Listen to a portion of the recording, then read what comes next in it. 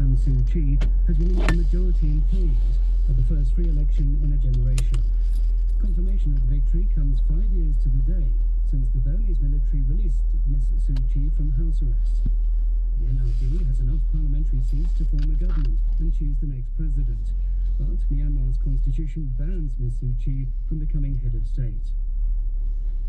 Police in Germany say they have found the bodies of at least 7 babies in an apartment in the southern state of Bavaria.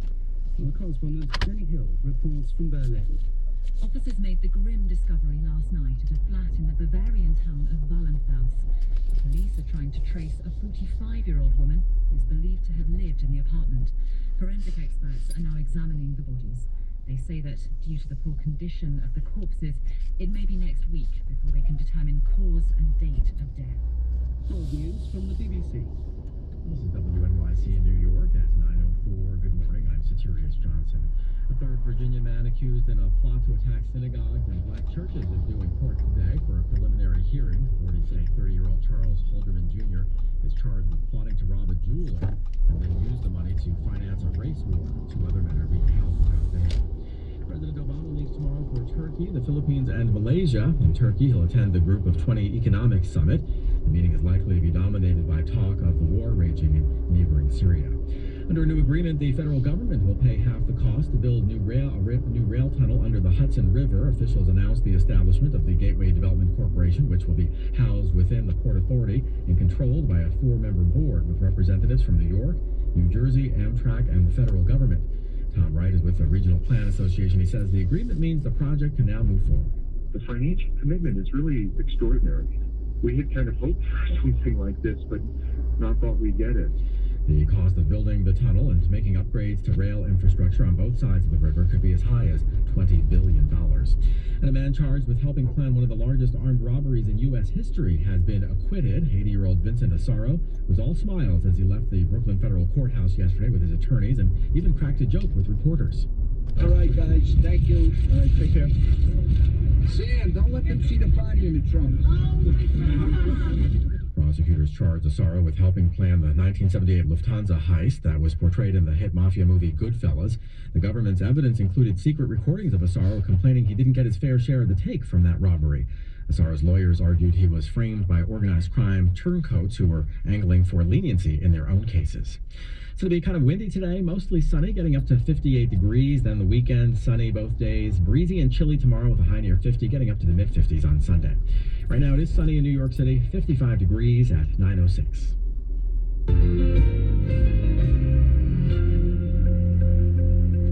Hello and welcome to NewsHour from the BBC World Service, coming to you live from London. This is Owen Bennett-Jones, and in around 5 minutes' time, our correspondent is visiting the Russian airbase in Syria. I'm part of a small group of journalists which has been given rare access to the Russian base. Our guide from the Defence Ministry has warned us to keep our mouths open when we're standing close to the planes as they take off. It's to stop our eardrums from bursting. Also on the programme today, if you are a regular listener, you will know that we have been following one Syrian family's many attempts to reach Europe, and now they've got there. Finally, after 30 days, it's great now. There was high waves, we were scared, but at least we arrived to Greece. But right now, after days of mounting pressure, Kurdish forces have entered the strategic town of Sinjar in northern Iraq. It was taken by Islamic State fighters 15 months ago, and a short time ago we got through to the BBC's Jim Muir. He's right there. Now, as you can imagine, communications are not that great, so I apologise in advance for the not terrific quality of the telephone line, but at the end of the day, he is on the very front line witnessing this, what's going on in Sinjar. He's just walked into the recently cleared area of IS militants. What's he seeing? It's quite a spectacular sight, I have to say. I mean, there's rubble all over the streets. There's shoes are in front of me here. There's all kinds of debris, twisted cars, whole trucks. It's obviously completely mangled, set on fire by airstrikes and so on. So it really is the aftermath of a battle. Many buildings tumbling down into the streets and just rubble everywhere. And of course, as you walk along, there are lots of Kurdish fighters now making their way through the city on foot because the road in kind of blocked with earthwork. As you go through, you've got to be very careful because there's a lot of unexploded ordnance lying around and, of course, bombs. So we've already seen several barrels of what we're told is TNT at the roadside. So you have to stay in the middle of the road, picking your way through rubble to make sure you don't step on something very nasty, because ISIS will, of course, is very adept at leaving behind lots of nice surprises in the shape of booby traps, car bombs, suicide bombers, and so on. Is it clear to you from what you can see, Jim, whether the damage you're describing was caused by airstrikes or by fighting on the ground? It looks like a mix of just about everything, actually. There's long-term fighting because, of course, the town has been fought over for months and months. It was captured last August by IS, but a counterattack by Kurdish forces got back part of it, maybe 30% or so.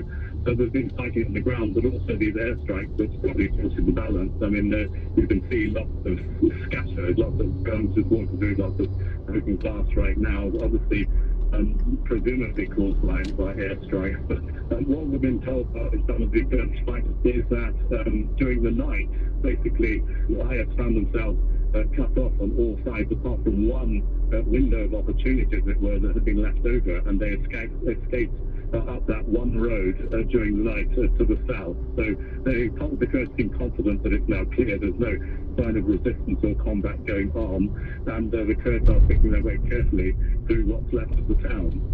Well, that's just very interesting. Quickly then, your impression is they fled rather than fought, is it?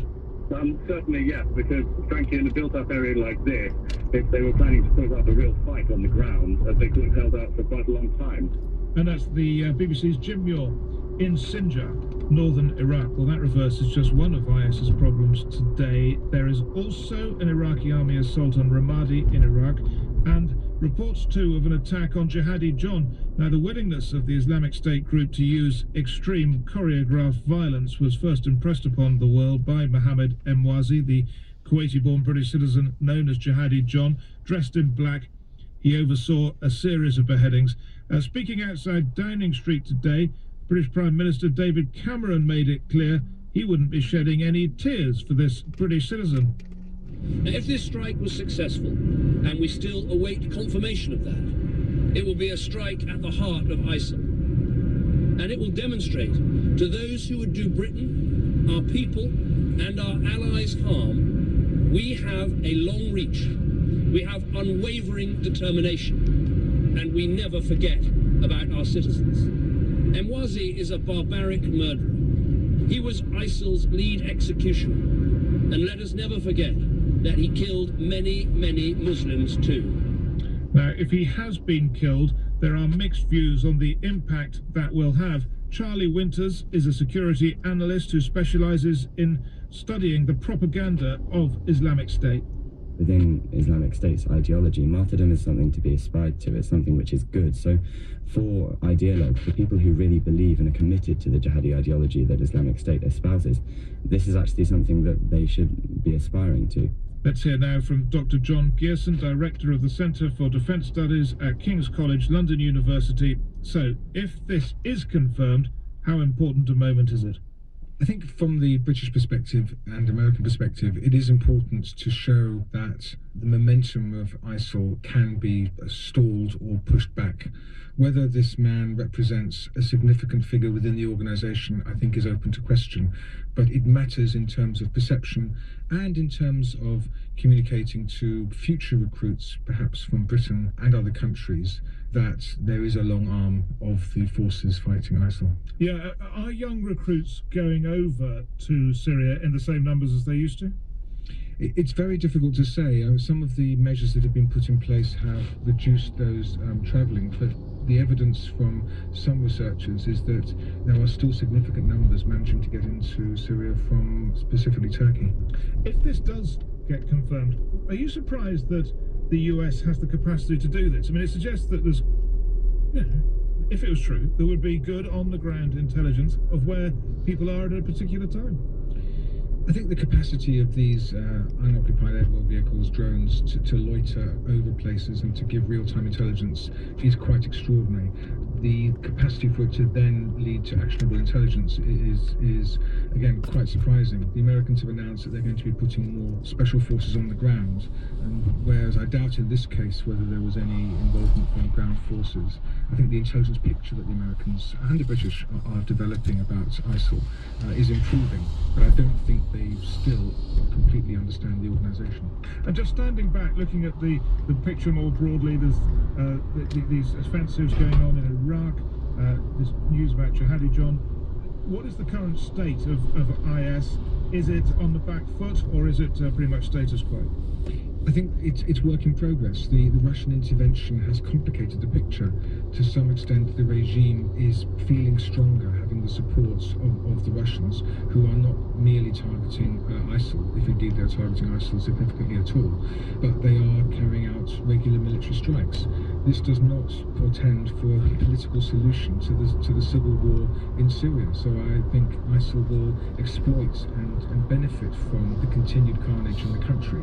But that said, they are under continuous observation and some significant pressure from America, although a number of allies have dropped by the wayside, and Britain appears to be another ally that may not be taking its military forces into Syria.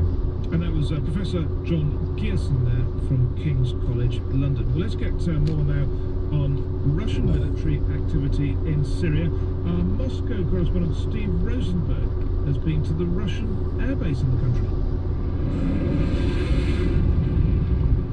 I'm part of a small group of journalists which has been given rare access to the Russian base. Our guide from the Defence Ministry has warned us to keep our mouths open when we're standing close to the planes as they take off. It's to stop our eardrums from bursting.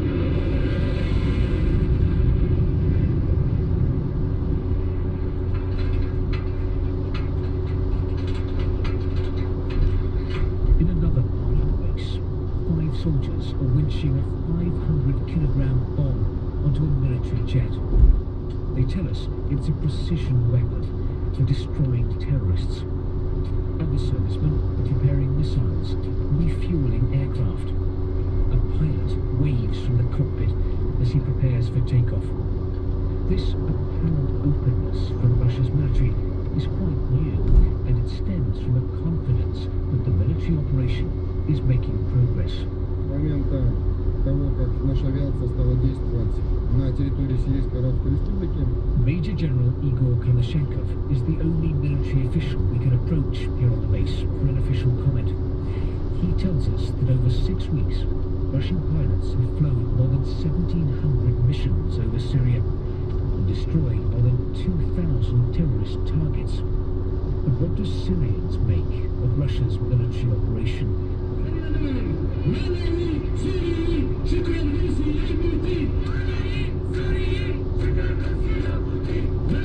1 hour's drive from the airbase, in the town of Tartus, several hundred people have taken to the streets to praise the president, the Russian president.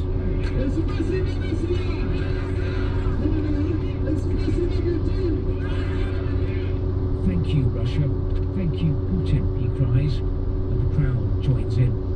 There is a sea of Russian and Syrian flags and portraits of Vladimir Putin. Some people here are singing and dancing, but not the men in Syrian army fatigues. They are heavily armed and keeping an eye out for trouble.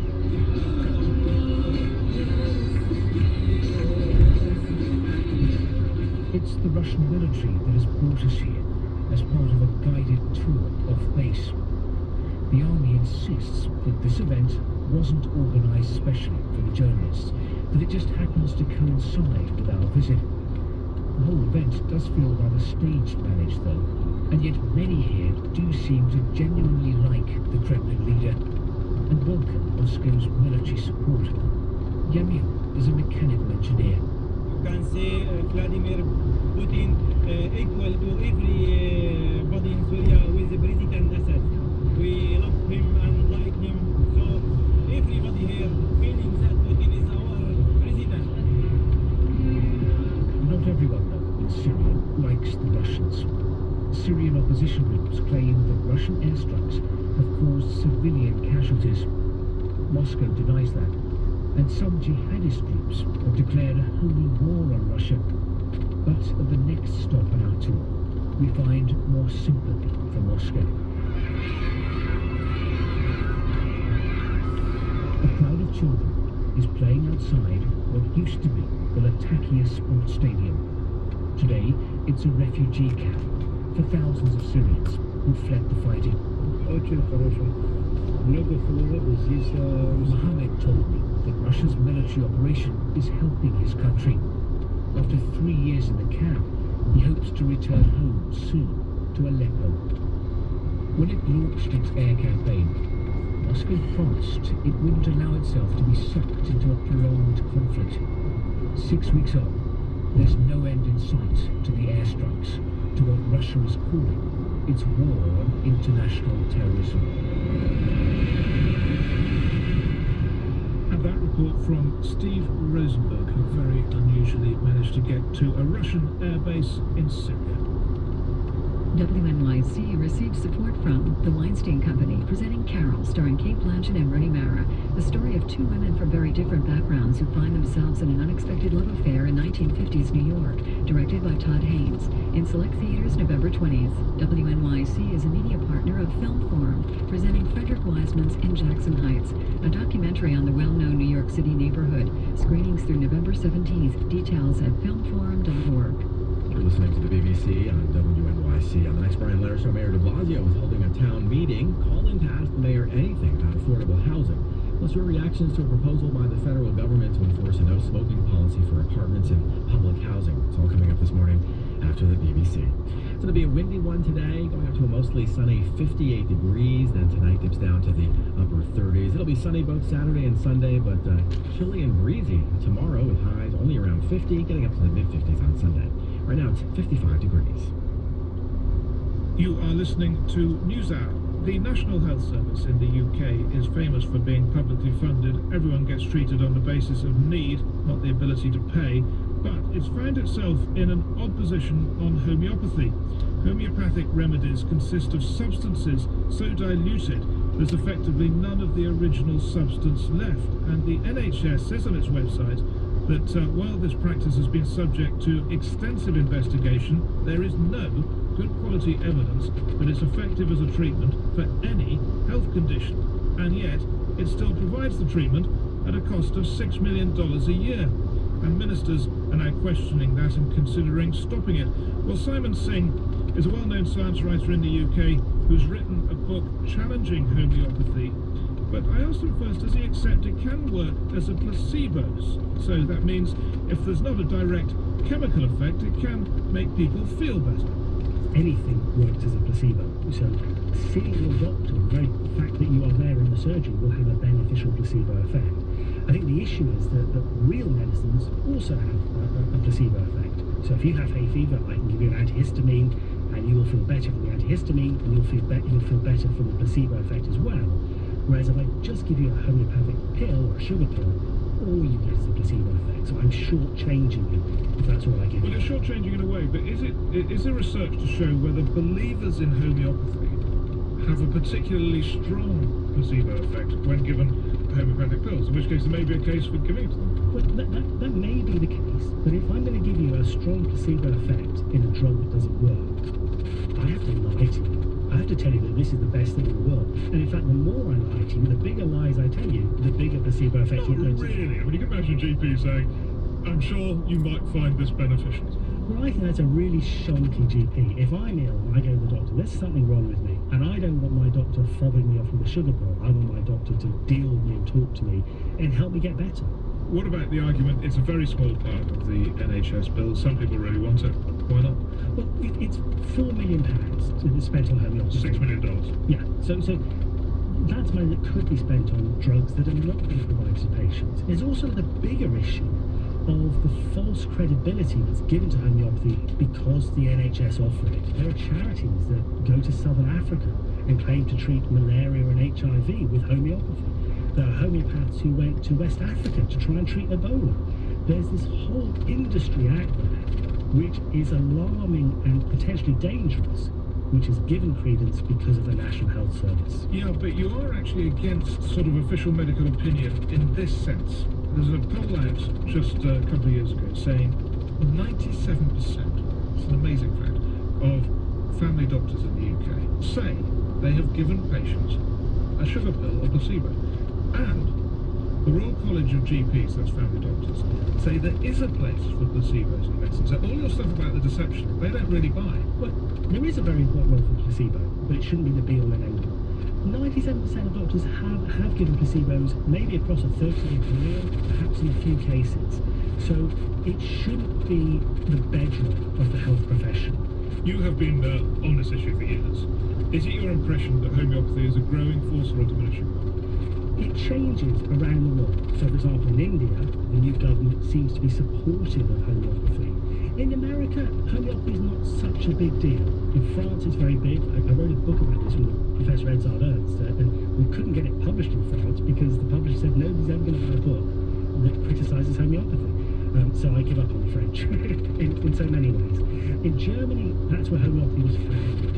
And so there are GPs in Germany that do prescribe homeopathy. In fact, my co-author, Professor Edzard Ernst, grew up in a family where homeopathy was very common. His first job was in a hospital where homeopathy was very common. He believed that homeopathy seemed to work. And it was only later when he took a step back and actually researched it in detail that he said, actually, the reason why it appears to work is because of the placebo effect, because patients were going to get better anyway. Perhaps they were being overly medicated, and by taking away some of their medications, they would improve. But whatever it was never actually a homeopathic pill. Simon Singh, science journalist and author of Trick or Treatment, Alternative Medicine on Trial. Homeopathy supporters disagree with what he says. Dr. Helen Beaumont, a British GP, that's family doctor, and president of the Faculty of Homeopathy, told the BBC News website, patient choice is important. Homeopathy works, she says. It's widely used by doctors in Europe, and patients who are treated by homeopathy are really convinced of its benefits. So she's got that. Aung San Suu Kyi's victory in Myanmar is now official, and it is sufficient to give her considerable powers. So, to what extent is she going to wield them? The BBC's Jonah Fisher is in Yangon. What are the constitutional implications of the size of her victory? The victory that Aung San Suu Kyi got through today was effectively, she needed to win more than 2/3 of all the seats that were being contested in this election, because a quarter of the seats are reserved for the military. So if Aung San Suu Kyi's party, the National League for Democracy, was to have enough to take it past the 50% mark when you include the army, she needed a really big victory, and that's what she got today. They're now past the 2/3 mark. They may in fact end up with close to 80%. So the knock-on from all that is basically that her party will dominate in Parliament and will be able to choose who becomes the president and also choose who becomes one of the vice presidents. What point in all of this? This does suggest that the counting of the voting was fair. Yep, all the suggestions are that, you know, the vote wasn't entirely fair by the standards of most countries, but it was credible and there was no real systematic attempt to rig it. I think many people had been thinking that there would be, that the ruling military-backed party here would have some tricks up its sleeve to try and hold on to power, but the scale of the vote for Aung San Suu Kyi's party was such that it really would have been high schools and ask kids to reason through the causes and the consequences, because kids don't always think through those things. But I think the most interesting thing I'm seeing comes from a really cool website called Bystander Revolution. Bystander Revolution uses short videos that feature pop stars and celebrities talking about their experiences with cyberbullying. And the practice that I think has the most potential is something that's called the weekly stand. Imagine a high school kid getting an email or a text message every Sunday night saying, this week, let's see if we can use the power of social media. Let's see if we can use the power of Yik Yak for creating a climate of love and trust. So this week, use Yik Yak to tell someone, you're awesome. It turns out that when we give teens the opportunity to take responsibility for establishing a warm and trusting school climate, that many teens really rise to that opportunity. And I think empowering teens to do that could be the best antidote to Yik Yak we have. Are schools getting better at having real conversations about this rather than trying to shut these apps down? Schools are trying to get better at talking with kids about their online social responsibility. And the term of art these days is digital citizenship. That idea that kids need to learn how to be responsible in online worlds as well as in face-to-face environments is kind of challenging. In the advent of high-stakes testing and Common Core, the question many teachers ask is, where do I put this? How do I have time for this?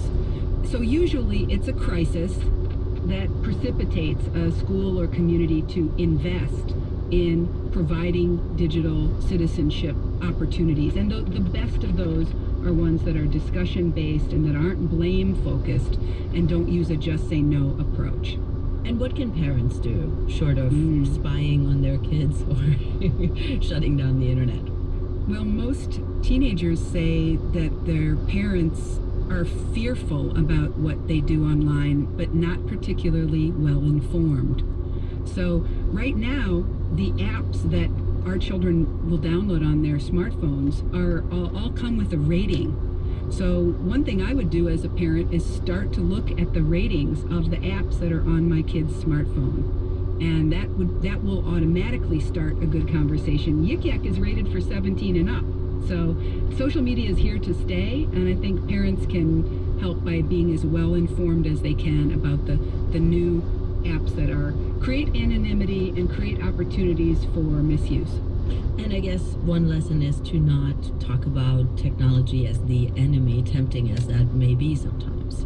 When we stand on a soapbox and tell kids this stuff is bad or I never had it when I was young, that only makes kids feel more protected and more special. And part of the reason why kids are moving away from Facebook and on to these anonymous sites is they are seeking opportunities to experiment with their social identity when we parents aren't in the room, right? So we don't want to turn that into the problem because we want our kids to grow up to be independent and healthy young adults. We just want to make sure that kids recognize that we care about them becoming responsible communicators. Renee, thank you so much. It was great to talk to you, Micah. Renee Hobbs is the director of the Media Education Lab at the University of Rhode Island.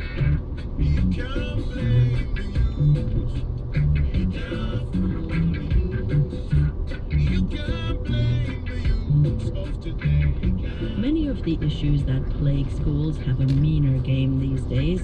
Bullying has Yik Yak, and lice, they have genetic mutations. Recent research confirmed that most lice are now immune to the stuff we used to kill them. Oh, isn't that disgusting? Doesn't your head itch just thinking about it? Parents dread getting a call from the school nurse letting them know their kid has lice. The pest can be really disruptive in schools, especially if the students are little and keep putting their heads together. One nurse I recently talked to told me the first graders at her school had a case of lice that lasted for several months. But if lice are your business, then business is good. Center for Lice Control. Last year my daughter had lice several times and found out she had them yesterday and I treated her. And a lot of people didn't. I recently went on a house call with Eileen and Ed Steinberg. They run the Center for Lice Control and treat heads all over the Philadelphia region. Hi, Alyssa. Alyssa McCabe is an adorable fourth grader who lives in Plymouth Meeting outside of Philadelphia. She tells Eileen that the problem has probably been going on for a while. A couple weeks ago, I pulled two out, but then I was at my dad's and I pulled one out, and my mom thought it was just like a gnat got in my hair or something, because it just looked like a baby gnat. Eileen quickly confirms that Alyssa does have lice, and she applies a treatment that looks like a conditioner. Then she begins to comb out dead lice and their eggs. It's a bit of a strange turn professionally. Eileen used to be a pastry chef, but she spent summers working in an overnight camp for kids. A few years ago, they had a nasty head lice infestation they just could not get rid of. And she noticed that none of the products they were using were working. We kept finding live bugs, we kept finding more nits each day that we checked. We were not ending the infestation. By the end of that summer, Eileen was fascinated with lice and determined to find new ways to get rid of them. Science just confirmed the observation she made back then. Head lice have mutated genetically to become resistant to most of the stuff we use to kill them. The potions usually contain permethrin or pyrethroids. These are insecticides that cause the lice to convulse and die. They used to, anyway. You'll kill a few lice, but not many. Chances are you're going to have lice hatch out of eggs that are resistant, and they'll just keep on going. That's John Clark. He's a professor of environmental toxicology at the University of Massachusetts in Amherst. He collected lice from all over the country and found that they have changed in such a way to prevent the insecticide from entering their body. All 48 states where we looked, we actually have found these mutations, and the relative frequency of those mutations is somewhere in the neighborhood of about 96%, and those lice then are considered resistant to the pyrethroids and pyrethrins that are used in the over-the-counter products. Clark says this is no big surprise. Current treatments have been in use for decades, and they've been overused. So these are eggs, and these are little babies. Mom. Eileen Steinberg keeps combing through sections of Alyssa's long brown hair, and she's doling out lice info along the way. Over 95% of lice infestations come from head-to-head contact. A very small amount of lice comes from sharing brushes, hats, and helmets. Her husband Ed is checking Alyssa's mom, Crystal Morris. So here's a nip. So you have it. You have it? Crystal's case is minor, so Ed recommends a spray to get rid of a few remaining nits. Eileen asks Alyssa if she's had head-to-head contact with any of her friends. Yesterday we were doing our cheer, and at the end of the cheer we have to make a heart with our hands and put our heads together, so that might have been one of the ways she could have got it. Steinberg has developed her own formula to suffocate lice. It's made with olive oil and a silicone, among other things. She explains a follow-up treatment that should be applied 6 days later to prevent any nits that were potentially left behind from hatching. 10, 15, 20, 20. Ed tallies up the body count, all of the dead lice and eggs on tissues. 15, 20, 25, 30 adults. Make no mistake, this is pretty gross, but Eileen and Ed try to reassure the family that it's no reason to panic or to start on a massive cleaning marathon. The nits, the eggs of the lice, are glued to the hair shaft and don't move. Lice don't like to leave a head. They usually stay put, they don't jump, they don't fly. They also can't stay alive for very long once they're off a head. So rogue pregnant females on the loose are the only real cause for concern. Cleanup instructions include put bedding and recently worn clothes into the dryer for half an hour, vacuum sofas and cushions, sterilize brushes in hot water. Nothing crazy. You guys share brushes? Yeah. Alyssa will get a letter for school letting them know that she's been treated. Students, as always, please stay in your designated area until the bell. Schools are often seen as the place where lice infestations get their start, but Beth Maddie, president of the National Association of School Nurses, says that is not the case. Maddie works in Wilmington, Delaware, and she's been a school nurse for over 2 decades. She says school usually just happens to be the place where lice are detected after a teacher sends a head-scratching kid to the nurse's office. It's not a school issue, it's a community issue. She says a lot of schools have lice policies that are not rooted in the latest science. We've been saying for several years that children do not need to go home if they have head lice.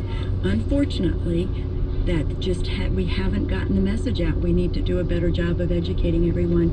The newest study from CDC that came out, the School Health Policy and Practice Study, showed that 80% of the schools that they surveyed still exclude for head lice. She says kids who have lice should stay for the rest of the day, then go home, get treated, and come back the next day. She says sending kids home or keeping them home for days does not prevent infestations, but it does result in lost school days and it creates problems for working parents. Coming up, we go to science class and things might get a little contentious, but that's encouraged. Don't just believe me because I am standing in front of you and saying this and I'm your teacher. That's next on The Pulse. Supporting WHYY's The Pulse, AstraZeneca strives to create a culture where employees are excited by their work. have a clear sense of purpose, and display confidence in their ability to meet challenges and seize opportunities. More at AstraZeneca.com/careers. Independence Blue Cross supports WHYY's The Pulse. Independence is coming to your neighborhood to help you understand healthcare options. Licensed agents can help prepare you for whatever may be ahead. Learn more at IBX.com/events. Independence Blue Cross. Live fearless. Cancer Treatment Centers of America in Philadelphia supports WHYY. CTCA in Philadelphia offers minimally invasive treatment options for gynecologic cancers, including laparoscopic and robotic therapy. CTCA's integrated approach to cancer treatment combines conventional treatment with supportive therapies designed to help patients maintain their quality of life during treatment. More at cancercenter.com. Ben Franklin Technology Partners of Southeastern Pennsylvania supports WHYY in the spirit of innovation featured on The Pulse. In its first quarter of fiscal 2016, Ben Franklin approved investments in 16 companies in IT, health, digital health, and physical sciences, providing capital, counsel, and connections to spark innovation in our region and our world. They are partners with a purpose. More on Ben Franklin's investments, its company stories, and the benefits of partnering with Ben can be found at partnerswithapurpose.org. This is The Pulse, stories at the heart of health, science, and innovation. I'm Mike Scott. We're spending time in school today, and our next stop is science class, where it can become difficult to discuss issues that are entangled in politics. NASA research states that 97% of climate scientists say that climate change is happening and is primarily due to human activity. But according to national surveys, only 40% of Americans think that's true. How does that gap play out in the classroom? Carolyn Beeler reports. Students file into Corey Eklund's 7th grade science class at Germantown Academy. It's a private K-12 school on a leafy campus north of Philadelphia.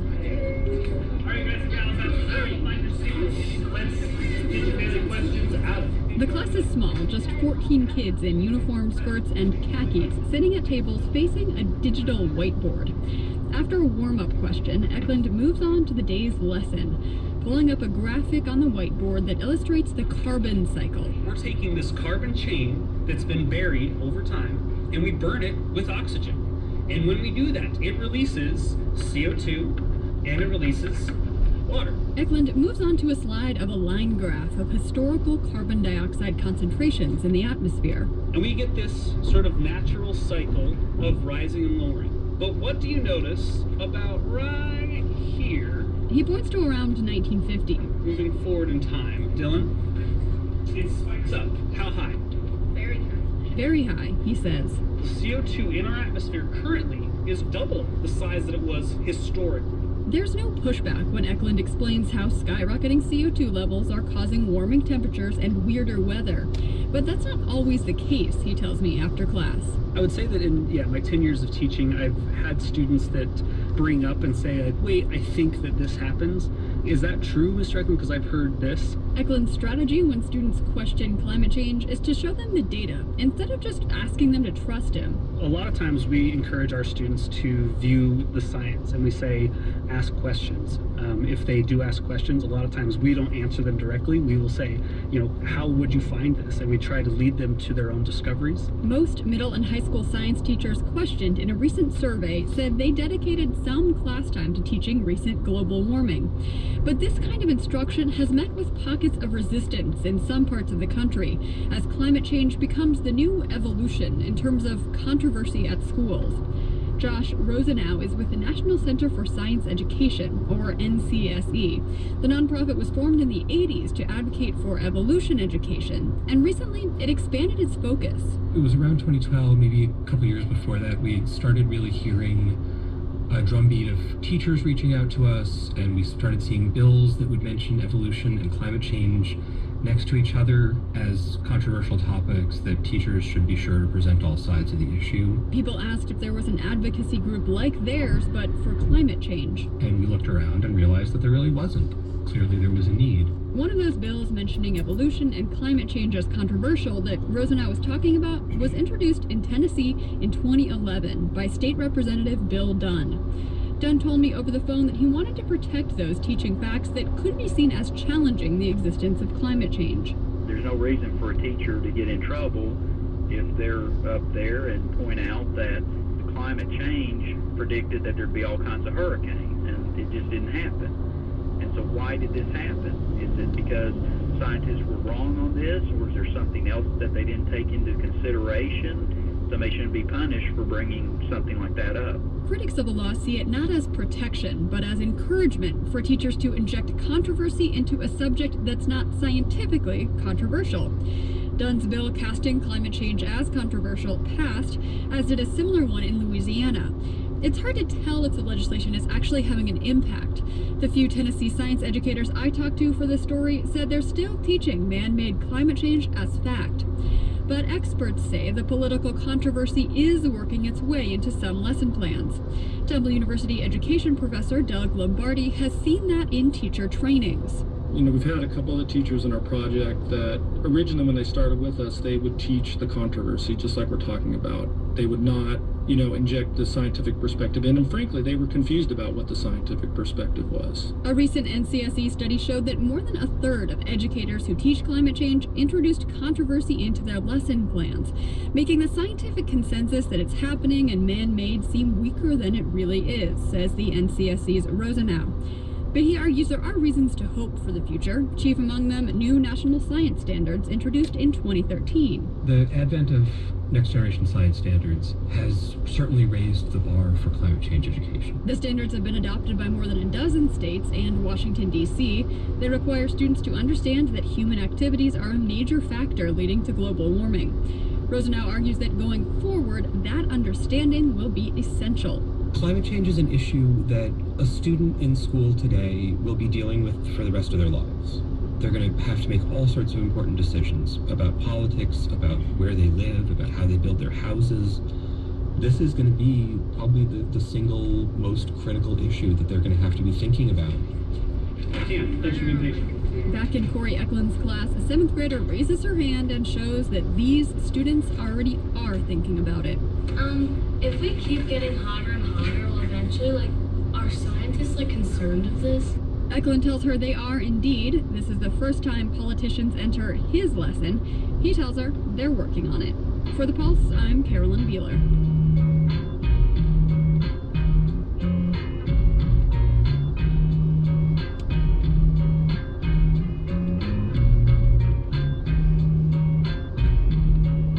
To The Pulse, the school edition. I'm Mike Scott, and as our economy continues to shift from blue-collar manufacturing jobs to a workforce trained in high-tech, schools are catching on. Some are giving their old shop classrooms a major makeover.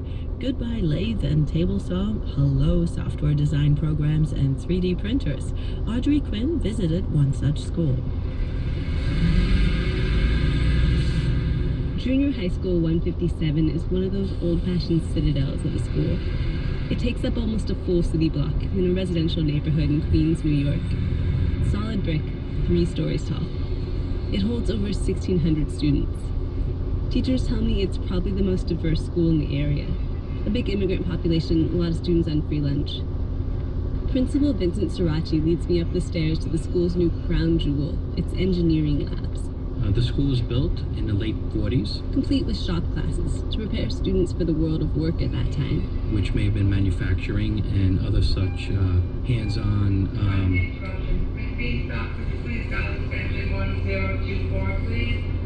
Sorry about that. When we were looking to bring technology into our school, we identified the shop classrooms as the perfect area to begin our computer labs and our STEM labs. Almost 3 years ago now, Junior High School 157 was selected as one of 20 schools in New York City's software engineering pilot program. It's co-sponsored by AT&T. We have students that are creating apps, students are learning to code, students are participating in flight simulations with our flight simulator. Wait, there's a flight simulator? There's a flight simulator in our STEM lab. This thing is so hard to control. He's gliding. The energy of the classroom boils over. Teacher Lewis Cooper leads 30 students, all 6th graders, working on 3 separate activities. Besides the flight simulator, there's kids working on a computer-aided design program, CAD, They're following along in an instruction pamphlet. It tells them step by step how to design a 3D object. And it says, today in this activity you will be creating the part that is in the picture below. It kind of looks like a Lego with a hole inside. Other students are researching famous inventors using big touchscreen tables. In 2 other corners of the class sit 3D printers. The students will eventually use the CAD program to design and print objects with them. I have an original chess set downstairs that the kids made for us last year. This feels like the future, but among the CAD-savvy 11-year-olds and giant touchscreen tables and the flight simulator, there's one carryover from the classroom's shop class ancestry. Something's largely missing. Girls. STEM lab teacher Lewis Cooper says he's noticed this too. There's just something about the middle school age, and you see the enrollment with girls just fall off. If that were in the future. We've had a lot more girls in the recent years. I have one class, I have 2 girls. He's got one class that's all guys. This is software engineering teacher Lori Stahlven-Brockel. But I have one class that I have 12 girls, and I've got another class that has like 7. So that's great. I mean, I know it doesn't sound like a lot when you have 30. No. The kids get to pick their electives before the school year starts. Things like drama, chorus, band, art, and engineering. And for most girls at this school, the engineering classes just aren't the winner in that mix. But the teachers say once girls see what's going on in the engineering rooms, they get excited about it. And the few girls who were in the engineering elective classes I visited were totally loving it. I went to America Fair. She's doing the 3D printing report. This is Lori Stahlven-Brockel's software engineering class. Maker Fair is like, you go to the Hall of Science and there's a bunch of computer technology stuff that you get to see and maybe try and test things out. It was really fun. There was a huge robot. It was man-controlled and it could shoot fire out of its wrist. In the other classroom, the one girl working on the CAD program was clearly at the head of the pack. See, I'm up to here right now, and see, now it's 3D like that. This kind of teaches me how to be good at computers also. Like, I want to be an engineer when I grow up, so this is why I joined this. And I was the only girl at the beginning, but I wanted to join because even if there wasn't any girls, I still wanted to persist and do this. About half the kids I talked to said they wanted to be engineers. 6th graders. They used words like persist and career goals and achieve my dreams. And here's what's really cool about these classrooms, apart from the glitz of the technology. The kids here are using math, they're using reading skills, problem solving, and they're testing their skills by making stuff. This fall, New York's mayor pledged that every student in the city will get computer science classes by 2025. And other cities in the nation are making similar goals. But there's a big price tag attached to that promise, one that will require more private donations beyond tax dollars. I want to, make stuff with 3D printers. Like, I saw these guys, they were making pots out of potato chip bags. It was amazing. Tech companies have a big motivation for funding these made-over shop classes. They're helping train their future employees. For The Pulse, I'm Audrey Quinn.